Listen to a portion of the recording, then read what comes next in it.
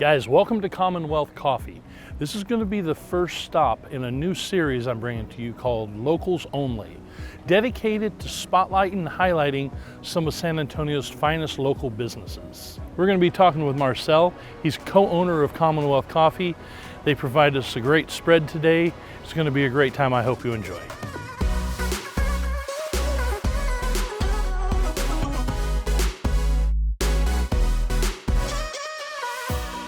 I'd like to welcome everybody out today. We're sitting here with owner of CommonWealth Coffee, Marcel and Jenna. We're going to talk to him about his business here, about CommonWealth Coffee, how it started off as a one business, one entity, and has grown into 9 places across San Antonio, using locally sourced ingredients, an herb garden, and coffee from Cuvée Coffee from a roasting house in Austin, Texas. I'd like to introduce Marcel and Jenna. Thank you. Thank you for coming out today. Thank you. It's really nice to be able to sit down with you and basically share your experience here. So thank you for having us. Thank you so much. Absolutely. Yes. So basically, with your French chef Vincent Lacoste, a third-generation baker from Dax, France, CommonWealth has a deep-rooted connection with France and French cuisine. Was it a dream of yours to bring his experience from France back to San Antonio? And could you tell me how you got from where you were to where you are now? Right.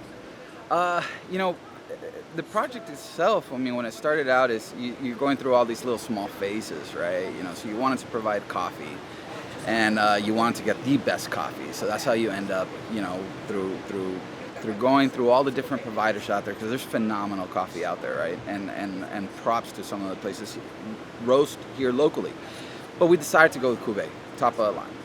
So we have the coffee part figured out. Then comes, we have to give something for people to meddle with. When you're having a nice cup of coffee, you wanna take a nice bite. A little more than biscotti. Right, right.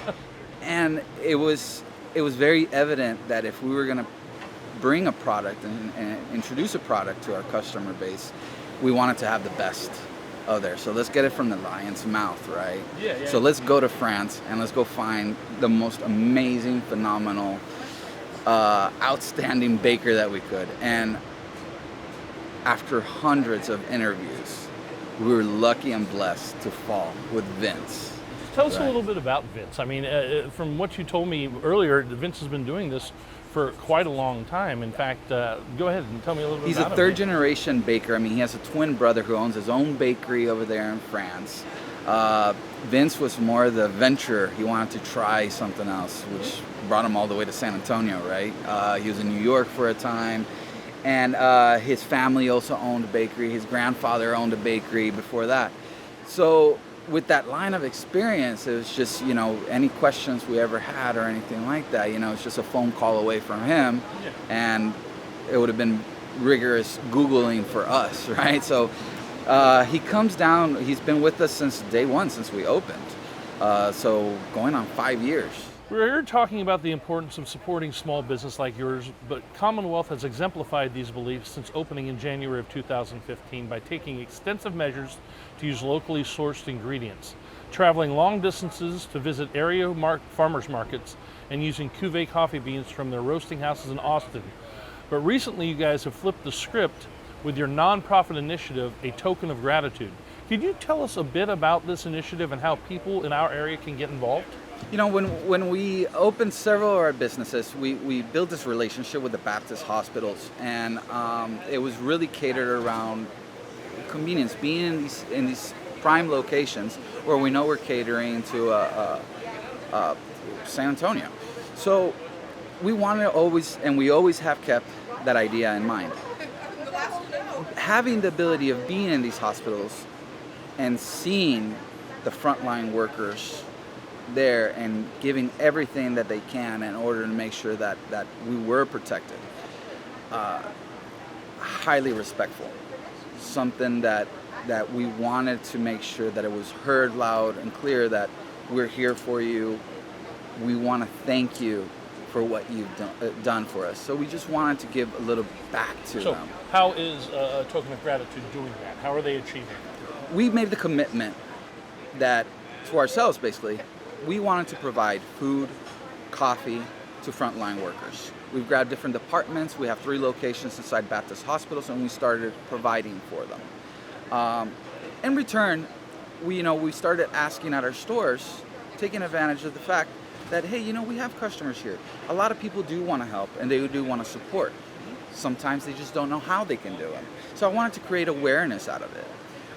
So I created a nice flyer with Bansky. I saw this great picture that Bansky had set up, which is basically a little kid playing with this nurse instead of playing with a Batman or a Spider-Man, and that completely bought me, and I wanted to post that out there. The heroes out there for us right now are definitely frontline workers. There's police officers, firemen, everybody in the hospital, doctors, nurses, specifically nurses. I mean, nurses are beyond most respected profession for me. So we wanted to be able to provide for them. So we started asking customers, hey, you know what? We're doing this every single day. If you want to help us with a token, a small amount of money, we'll be able to continue this. They'll help us for the processing, for the making, and for the delivery of this product. Now, the sense that I get is I'm tired of the pandemic. So people are trying to get back to this normal life but the pandemic's not done. It's still there. Yeah. All these other organizations are still having to operate and work with all of these challenges in front of them. And it's not going to get any easier. In fact, it's probably getting more difficult for them. So if we have the ability to still be able to provide back and support locally, our city and everything, I think it's our duty to be able to give back for everything how well we've been received as well. Unlike many one-trick ponies that have 1 or 2 items that attract people to their establishments, the reviews and articles about CommonWealth speak about many of the fares on your menu, from the buttery croissants to your lavender lattes, Belgian waffles, and many more. The SA Express News even posed the question regarding your breakfast tacos, asking, can a breakfast taco be described as adorable? For those that may be visiting CommonWealth for the first time, what are a few of the items you feel are must-haves? Wow, for breakfast or lunch? I don't know when they're getting here. Well, I mean, the go-to for everybody in the breakfast is definitely they've gone for the taco. If you want to mix it up a little bit, you can get the best of both worlds, where you have your croissant with the taco inside of the croissant. Let's put it that way, right? Oh, all right. So it's kind of like it's a little mix right there. I think those two are phenomenal. Okay. When it comes down to lunch, we went, we've gone through phases, and one of the things is that we used to do the croque monsieur, which can be a ham and cheese sandwich, but a French style out of it. And what we've done is created the croque madame, which we put a fried egg on top. Yeah, I've read about that one. The oatmeal. The oatmeal is a phenomenal one that we made from scratch. We basically go bake our oats and we create our own parfait. So all these little things. I mean, good Lord. I mean, the whole menu. If you have enough space. Well, from the beginning, when you had to fight the city over zoning issues, to now having 9 locations sprawled across the city, CommonWealth Coffee has left an indelible mark on San Antonio Coffeehouse scene. Yes. So what's next for you guys now and in the future? What's the plan? Where's the road taking you guys? When I started in this business, I jumped in as a manager with the prospect of becoming a partner, hopefully. And I looked at my business partner now, Jorge, and I asked him, when do we stop? We were at 4, I think, and I asked that question, and he said, it's very difficult when these amazing opportunities are coming. We've had a lot of people knock on our door and say, we want what you guys have here with us. And we've studied every single one of them, and we haven't slowed down. At one stage, I thought we were doing so much at one time. And it's been a crazy ride. Very crazy. It started off, this business, this location that we're in the Alamo Heights, Mankey Park area, was a house that was falling down. It was going to be offices at one stage when Jorge purchased this. And he decided that, why not make it into a spa? And it almost became a spa. But for a passion for coffee and big coffee drinkers that they are in his office, he decided, let's do coffee. And that's how it came to be. Really. Okay. Obviously, the whole zoning issue was somebody made a mistake in the 80s, apparently, when they changed everything from written to computers and marked it as a commercial. And luckily for you guys, it was done like that. Very lucky, and I think for many people, very lucky. I mean, I think we've added a value to the community itself. You know, it's a warm place to come and sit down and enjoy yourselves. You know, every week I get to see the same people walk in during the week, whether they just dropped off their kids or they're having a business meeting. The phenomenal part, seeing them here on our brunch on a Saturday, they come in here out of their work clothes with their kids running around and just enjoying themselves.